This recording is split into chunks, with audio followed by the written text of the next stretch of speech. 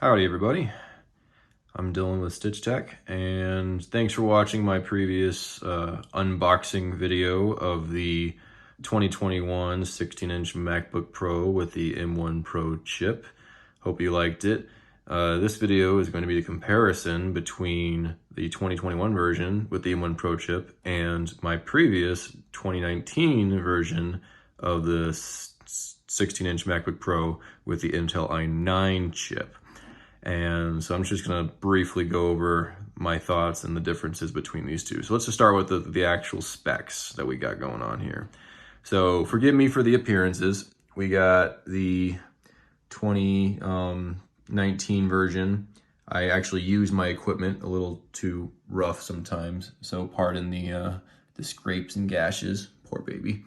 But yeah, this machine is a 16-inch Retina LED at 3072 by 1920 pixels. It had the True Tone display. It has an 8-core Intel i9, 16 megabytes of cache at 2.3 gigahertz, 16 gigs of RAM. You got 1 terabyte solid state, the AMD Radeon Pro 5500M with 4 gigs of memory. For the graphics, we got the Intel 630, the UHD. It has 4 of the Thunderbolt 3 connectors, 2 on each side with the headphone port, and that's how it was charged before. And it has stereo speakers. The one thing I will say that I will miss and say goodbye to is the touch bar, but we'll get into that later. It has the touch bar with the Touch ID. Wi-Fi is the 802.11ac, Bluetooth 5.0, the HD FaceTime camera, even though it was still 720. And then the dimensions, which actually I can compare directly. So this one is actually 0.64 inches tall, and this one is 0.66. So it is 0.02 inches taller, if you can see that there, which is kind of crazy. The 2019 version is actually wider. It's at 14.09 inches, and the 2021 version is only 14.01, so it's 0.06. Did I just do the math wrong? Yeah, 0.06. How did I do that wrong? 8, sorry. 14.09 inches, 14.01 inches. So it's 0.08 inches less wide. So this is wider by 0.08 inches. But the new one is actually deeper. It's longer, I guess. I'm getting these dimensions. So that's the width, but the length of it, I guess, would be, this is 9.68 inches, and the new 2021 is, let's see, I'm referencing my notes, 9.77 inches. So it's a good 0.09 inches. Oh, so it compensates perfectly on the other side. 0.09 inches deeper. So that's the main dimensions. I also like how the Apple logo is a lot more prominent, and yes, it's cleaner, it's brand new. Than this guy, he has all the smudgies on him. Yeah, it's a larger Apple logo. I'd say maybe 5% larger or so. But yeah, let's open these bad boys up and see. Oh, wait, yes. So this one is 4.3 pounds. And the brand new one is heavier at 4.7 pounds. So it's 0.4 pounds heavier. And you can actually pretty much tell it's a heavier machine if you're used to the previous one. It's pretty obvious. It makes much of a difference. But anyways, let's open these bad boys up and do some comparing, shall we? I'll put my notes over here. Yes, I'm cheating. I got my iPad in my lap with the reference notes. So this is 2019 version. I see it starts up just fine. It has the lovely touch bar, which I'm going to miss. I like it because, let me log in with my Touch ID real quick. I like the touch bar because when you actually want to change something like the audio, you can actually just slide it, which is nice. You get that nice little sensation of sliding. It's very calming. Same thing when you want to adjust like the backlight of the keyboard. This is something that is missing on the function keys for the 2021 version. I'm sure there's a shortcut for it. I just haven't looked it up before because I've always had the beautiful, wonderful back touch bar. So as I say, I just opened this up and it automatically logged me in with my watch. It would have done this on this one, except I already linked my iCloud account from it. But this one is so much faster when it comes to unlocking. Before I even get to do anything and touch anything, it unlocks with my watch most times. But you can see the Touch ID. It's the newer Touch ID system. I think it's like the improved version with the ring that the phones usually have, that little sapphire ring. Works pretty fast. I always put my index finger in twice, so it kind of speeds up, but it's a very fast system. So as you see, this one is I cleaned up all my files, but it has all the same applications on it for the most part. Pretty much almost all the same. I just changed out the podcast app with another one of the iOS ones because this one has the M1 chip. The nice thing about the M1 chip is you can run any native iOS app on the M series chips because it is Apple Silicon. Granted, if the developer wants you to and allows you to. So that's a nice benefit that I really looked forward to, in addition to the speed. You also might notice that the screen with that extra length is larger because where the camera normally is, it's just a bar all the way across. It's actually not a display real estate. But over here, they followed the phone design and put the camera in this little notch. And then the rest, they actually made a display, which is nice because it pulls the toolbar up. And it gives you actually more real estate to work on like full programs here. So what I'm essentially going to do is I'm going to make sure everything's quit on all these. Quit all my applications, do fresh start. And probably the easiest test, as you can see, like there's a backlit keyboard here. I'm going to turn that off, save some battery as well as maybe a little performance. But so what I'm essentially, my first test between these two machines is I'm just going to do a restart, just a hard restart from both. Not hard, I'm just going to do a software restart, but nothing is open.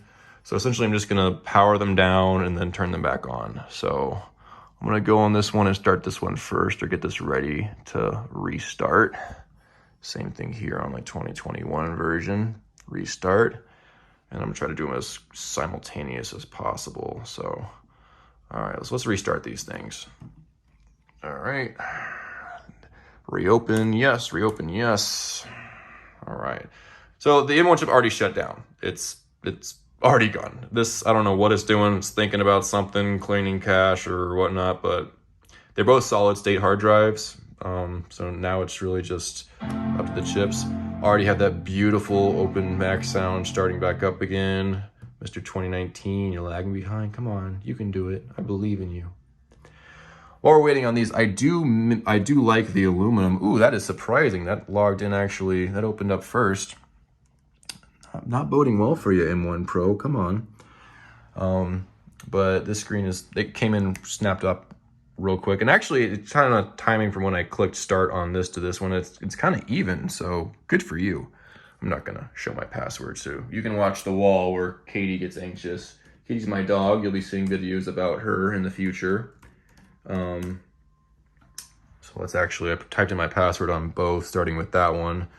But yeah, when my dog gets anxious when I'm gone for too long, she would chew on the wall, so we're still working on that. But I can't wait for y'all to meet her.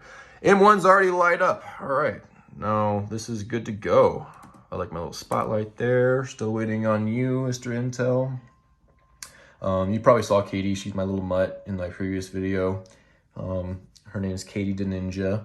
She's about 8 months old now. I got her in end of June, and yeah, she's a little ball of anxiety, just like me. It's great. Oh, it's wanting me to sign into FaceTime and all these things. Nope, not doing that. Not doing anything you want. This is not for you. Probably shouldn't have shown any of that, but all right. That's the general startup rule. Another thing I'm going to do essentially is just, I'm going to go through and just open all these applications and just see how fast they open. I can't really give you a baseline because, no, I didn't come up with one. So you can enjoy just watching these applications open that I use for my regular everyday tools for development. Gonna go through, come on, clicky, clicky, click, click, click, click, click, click. And heck, let's also start shortcuts, why not? So right here, check the speed of that. I got 4, 8, 12. They're still bouncing, which means I got some questions. So I got 15 apps right here. Some of them actually need some, want me to do something about them. All right, so that didn't take too long.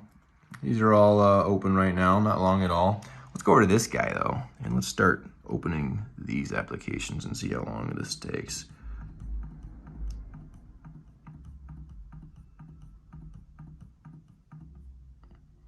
Did those even, oh, okay, cool. Bloop, bloop, bloop, bloop, bloop, bloop, bloop, bloop. So now it's just the applications loading. So I did notice that Rosetta does take a little bit longer within the M1 applications. The Rosetta 2 is the transcriber. It essentially, apps are usually written for Macs for their Intel chips. And since these use Apple's chips, it needs to have kind of like a translator to work with them from Intel to Apple. And so Rosetta 2 is a behind the scenes application that runs and it kind of just converts on the fly so these applications can run natively. Works pretty well still, everything still works pretty fast, but yeah, and then I can go ahead and quit all these applications and see how long that for all these to, yeah, it's pretty quick. Same thing here. Because I got an email I gotta read. Is that not going to let me quit that? Yeah, you're not going to let me quit that, huh? Oh, okay. That's annoying. Yeah, so they're pretty similar. I'm not doing any hardcore like video editing yet. I'm not doing any hardcore programming yet. I'm not doing anything that would justify me having this system yet, but just giving you guys an overview. I do like the aluminum finish on the background. I'm going to miss that as well as the touch bar. I mean, it does give more contrast in the M1 machines with the actual keys, the buttons, and the backlighting, which is automatic. I don't know the shortcuts to do that yet. But I just think that it's cleaner with this look here, the single machine aluminum. I'm sure there's a reason for it, but just to be different. You also notice that the speakers are a little bit larger. That's because these have a pretty seriously improved speaker system over the 2019 one. Just to reference my notes, the 2021 has So this is the 10-core CPU, 16-core GPU. Instead of just a 16-inch display, it's actually 16.2 inches along the diagonal with the True Tone technology. It also has that awesome up to 120 hertz of their ProMotion like display. So I can actually adjust the refresh rate of the screen as you're dynamically doing things with the content. So if you're just reading something and it's pretty static, it can actually drop the display's refresh rate pretty significantly to save power. But when you're gaming or watching videos, it can peak out at 120 hertz, which is pretty impressive. It's a 6-speaker high-fidelity sound system.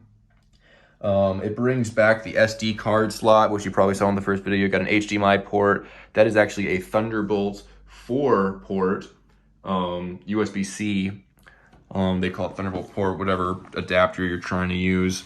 And then on this side, you got 2 more of those Thunderbolt 4 ports, the headphone jack, and the MagSafe, the beautiful MagSafe, which is back.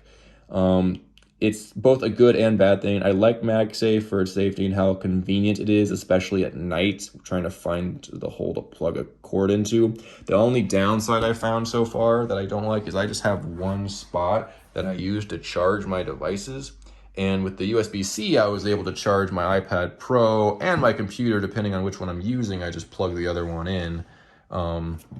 So that was kind of unfortunate. I know you can charge the this Mac also through the Thunderbolt ports. So you could still use your USB-C cable to charge this. It won't nearly be as fast, I believe, as using the MagSafe.